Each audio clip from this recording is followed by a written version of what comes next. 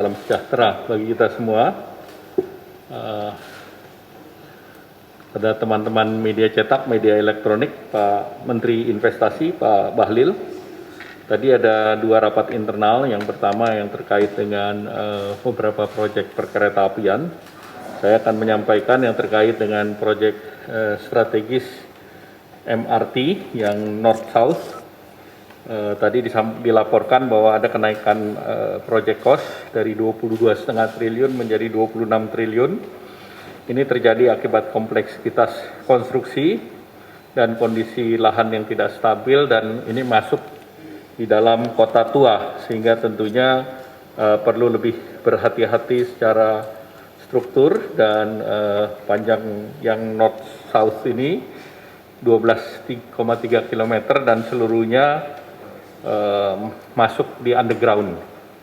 Berbeda dengan yang sebelumnya, 5,7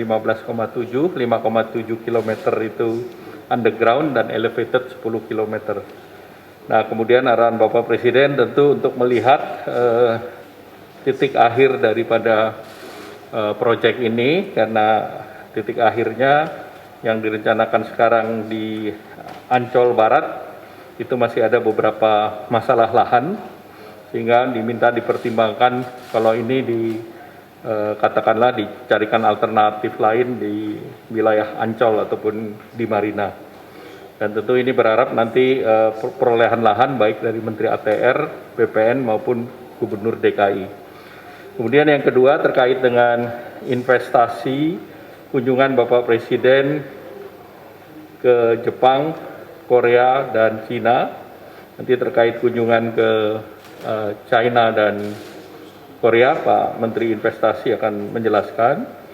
Namun dari kunjungan ke Jepang, beberapa catatan tadi disampaikan ke Bapak Presiden, bahwa pertama evaluasi daripada IGPA itu diharapkan bisa selesai sebelum KTT G20 di Bali.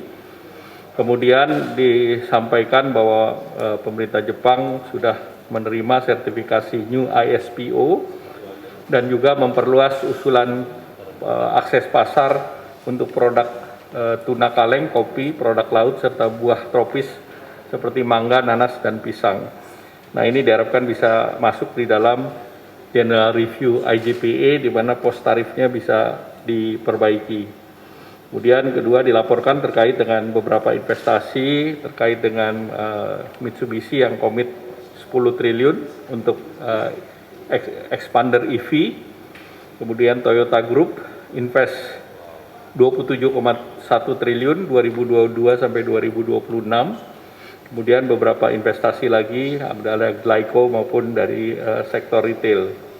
Kemudian juga dilaporkan mengenai Pelabuhan Patimban akan terus dilanjutkan di tahap kedua 2024-2025 dengan investasi sekitar 7,58 triliun dan siapan untuk fasilitas tahap ketiga KPBU sebesar 3,86. Kemudian dilaporkan juga rencana terkait dengan sektor beberapa proyek yang terkait tadi kereta cepat sudah MRT sudah disampaikan, termasuk keinginan untuk East West dari wilayah timur, di mana studi dari JICA juga sudah dirampungkan.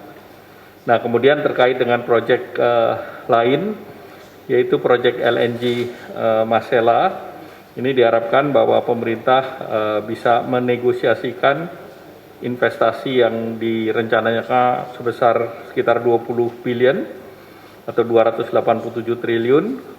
Dan ini investasi dari Shell yang rencana divestasi, arahan Bapak Presiden ini untuk segera dinegosiasikan dan dicarikan investor baru, termasuk mempertimbangkan Sovereign Wealth Fund, INA, untuk masuk di dalam proyek tersebut. Demikian arahan Bapak Presiden terhadap beberapa meeting pada siang hari ini.